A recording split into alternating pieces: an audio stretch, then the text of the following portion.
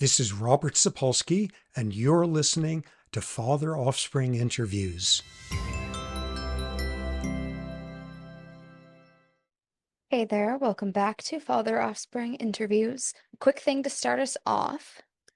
In our News of the Week format, you may recall we've recently talked about CTE, chronic traumatic encephalopathy, and this is the neurological disease that is famously getting lots of retired football players. And this was prompted by the shooting about 2 months ago at NFL headquarters in New York, killing some people. The man who showed up there with the gun was of the opinion that he had CTE as a result of high school football and felt that the NFL had overwhelmingly underemphasized the dangers of CTE, denied its existence, and so on.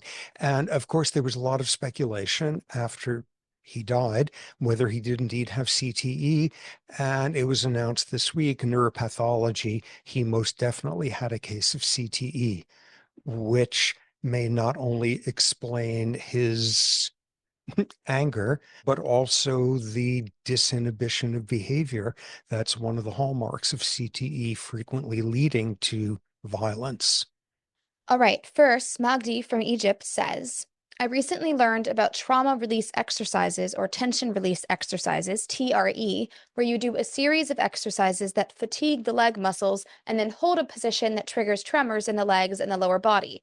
After trying them, I felt an immediate sense of calm that has lasted for a few days and has really resolved a lot of stress that I've been feeling. Apparently, this happens in a lot of mammals that are released from captivity, so I'm curious if you can go over the reasons and any science behind this. Well, first off, glad to hear that it worked for you and that you've had a metaphorical release from captivity. Trauma release exercises, tremor release exercises. This was a new one for me, so I had to go learn about it. It appears to be founded by a guy named David Berceli, who bears a remarkable resemblance to the actor Frank Langella, perhaps.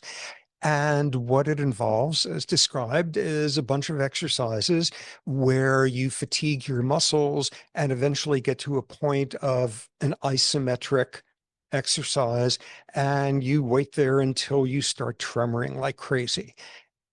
There was not a great explanation on the YouTubes about the underlying principles, but there were an awful lot of very exciting YouTubes of people tremoring like crazy while an off-camera voice would say, like, "Attaboy, go get him. That's great."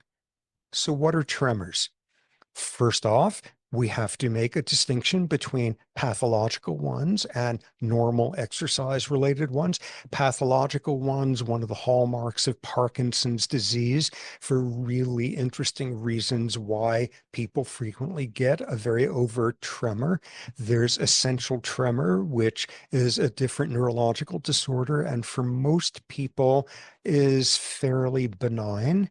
There's tremors when you are seriously dehydrated. All of those are pathological states. What about exercise tremor? And the basic notion is you're exercising, for example, you're doing something. The example I looked up is a calf exercise that they prescribe, which I'm not going to demonstrate right now. And exercising your calf muscles by lifting your heels off the ground and balancing on your toes, exercising them engages at least two groups of muscles, the gastrocnemius muscle and the soleus muscle. And what you see is as you exercise the two of them over and over and over and over, they begin to fatigue, and they fatigue at different speeds, which winds up being that, here's the two of them working in cooperation, doing their thing, and this one is getting all sluggish, and you can see how we're getting an uncoordinated tremor from that. Also, within any given muscle group, muscle is made up a whole bunch of fibers, and the individual fibers might be fatiguing, slowing down, getting desynchronized at different speeds. So the question then becomes, why is this releasing one from psychic or literal captivity tremoring? It's quite possible the tremoring is not an interesting part of the story. It's just a marker. It's a marker for you're doing a lot of exercise. Parentheses, enough exercise to get all tremory when you become isometric afterward. And exercise is good for you, and it's the exercise. It's not the tremoring afterward. The little I was able to glean about this TRE is the tremors themselves are considered to be very significant. And both in Burcelli's writing, the writing, one place I found Sedona Sanctuary, and this is most definitely not a product placement, that gives a lot of TRE like therapy for customers there. They all emphasize the tremoring itself is therapeutic. The tremoring itself is a sign of releasing tension, even more so releasing trauma, with the notion that all sorts of organisms, after they have survived a trauma, in effect are saying, I'm safe. I can afford to tremor like crazy here because I'm safe. And that's part of dissipating the tension that is built up. I've watched a lot of animals in the wild undergo arguably traumatic circumstances. And I'll admit I haven't seen much like that. For example, a gazelle has two types of defenses against a predator. The first one is if it's a cheetah, what cheetahs do is they key in on somebody is running. And they run after them and run faster than them and eventually clamp their muzzle on there and the animal goes down from asphyxiation and the cheetah eats. What's the way to avoid being predated by a cheetah if you're a little gazelle? Don't run. Crouch down and stay absolutely still because the cheetah is never going to process that you're there. It is keying in on movement. In contrast, my beloved baboons also hunt gazelles, and they don't do any of this running stuff. Instead, they take advantage of their extremely good 3D vision to spot gazelles crouching in the grass.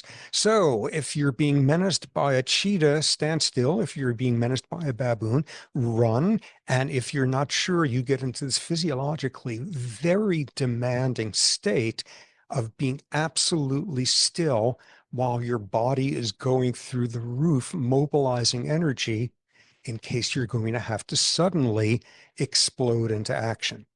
All right, so seeing that, what happens with a gazelle after the baboon doesn't find it and gives up, or the cheetah goes running past and gets somebody else when it's over with? What's suggested by these folks is you then see wild tremoring, both as a means of releasing the muscle tension, but also as a means of expressing I'm safe. I can afford to tremor all over the place. I've never actually seen this happen. After the predator disappears, the gazelles who have a certain sang-froid, and I don't believe I've ever said that before, but I think I got the pronunciation right. The ones who have a certain sang-froid just immediately go back to eating. Most of them, however, in the immediate aftermath, just poop. However, this brings up the larger issue of why does exercise, with or without tremoring, why does exercise feel good? Why is it stress release? And to get a feel for it, all you have to do is look at dinosaurs when they were running fast. Look at 150 million years of evolution of vertebrates who activate virtually the identical stress response that we do when you're sitting in traffic, when you're psychologically stressed. What is the classic ancient stress response about? It's all about surviving the next 3 minutes of crisis. Someone is trying to eat you.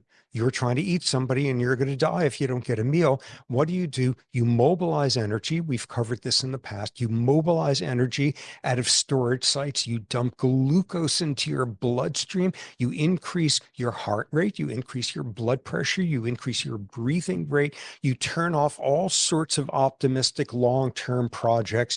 Do them tonight if you're still around tonight. Shut down growth. Shut down tissue repair. Suppress sexual physiology physiology, do it some other time, turn off all sorts of other things. A lot of aspects of sensory processing get sharper. In other words, what the stress response has been around for 150 million years is an enormous output of energy, of muscular effort. And what do? We sit there while the boss is lecturing us and coming up with an obsequious smile while just wanting to predate them. And instead, you're just sitting there marinating in psychological stress. Psychological stress can be defined as the circumstances where your body very, very emphatically prepares you to have a massive expenditure of muscular activity, and it never happens. And thus, actually go and do what all of that stress physiology activation was about. And that's exactly what it evolved for.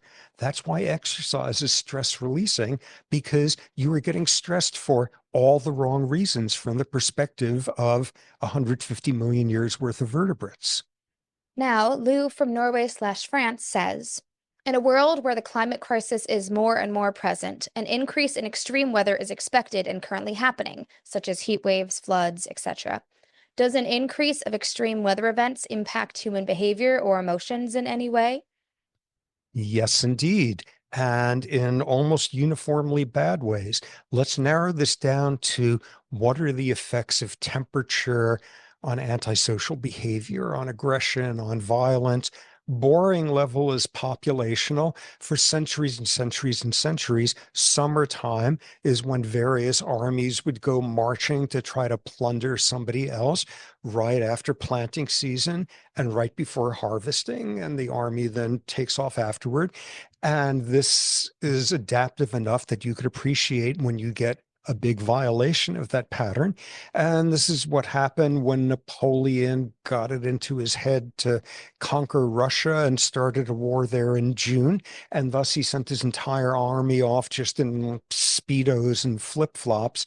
And it didn't go so well. And they were still there in December. And the majority of his army died of exposure. So that's an obvious case that it's got to be warm and sunny and inspiring out to go have a war. Other large populational effects, El Nino years, years where the weather tends to be drier and warmer, and you see increased rates of civil unrest, and this is looking over decades of data. So you might say, well, of course that happens. You're on some hot tropical island and it's insufferable. These are data derived from St. Louis, so it is a very broad general effect. So you want to study it. Let's compare really hot places with places that aren't so hot, a cross-cultural comparison, and see if these guys have more violence. That's obviously flawed because there are a gazillion confounds. For example, if you are in the tropics, there's more chronic disease. It's messy. What you really want to do is study individuals under different circumstances at different temperatures. And I note uh, a surprising number of papers on this subject find somewhere in there, especially at the beginning, to have the quote and to get it verbatim. For now, these hot days is the mad blood stirring. And this was Benvolio giving Mercutio some advice, and Mercutio sadly ignored it. So a number of papers looking at correlations between changes in temperature and individual violence. And going back 100 years worth of data, it is absolutely there. For example, in one study of various urban areas in the United States, once temperature hits 90 degrees, for every 3 degrees of increase in temperature, overall, it averages out to a 4% increase of rates of individual violence, a 14% increase in the rates of group violence. So this is pretty bad. This is going to be looked back laughably. The effects of 90-degree weather on violence, we know it's not going to be long before a day where it gets down to 90 is when you get out the cute ski accessories, but that's the literature at this moment. It is not property crimes. It's assault. It's physical aggression. There's an increase with each increased degree of temperature, ambient temperature, in domestic violence against women. Studies of pre-adolescence show as the temperature gets warmer, you get more externalizing, acting out aggressive bullying behaviors. So that's pretty solid. The question, of course, becomes why should this be? And there's broadly two theories in the field as to why hot temperature makes people more aggressive or increases the incidence of aggressive events. The first one is very straightforward. It's the temperature aggression hypothesis, which sounds a little bit like saying your amygdala just gets all sweaty and hyperexcitable and irritable. It's just the notion that high temperature is a stressor, like all sorts of other stressors, all of which increase the risks of antisocial aggression. Moreover, as the temperature gets higher, people on average secrete more adrenaline, epinephrine, and that is a predisposing factor towards aggression in some individuals. So that's the general picture of it's a biological phenomenon. Then there's the alternative one of just looking at daily activity. And when it's warm out, there's more people outside. There's more opportunities for people to decide to violently rob someone.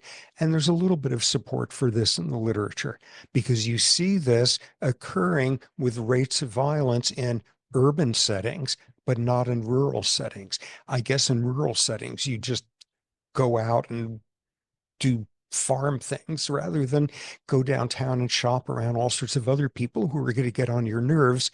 So these are the two broad explanations. Of course, everything I've told you about is just correlational. Increased aggression goes along at a statistically reliable level with increased temperature. That's not telling you anything about whether either is causing the other. Of course, what you have to go to is an experimental literature.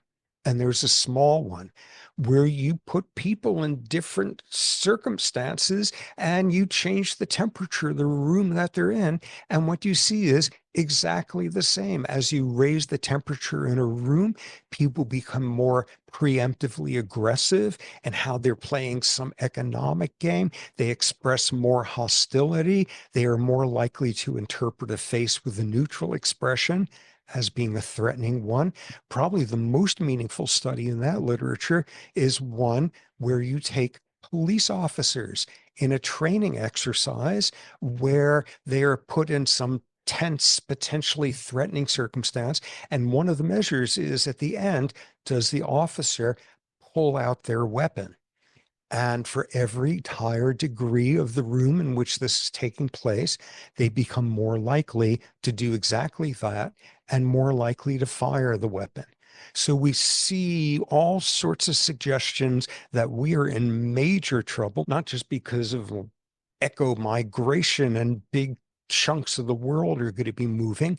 And there's an American precedent for that, which was during the Dust Bowl, the Okies from Oklahoma moving to California.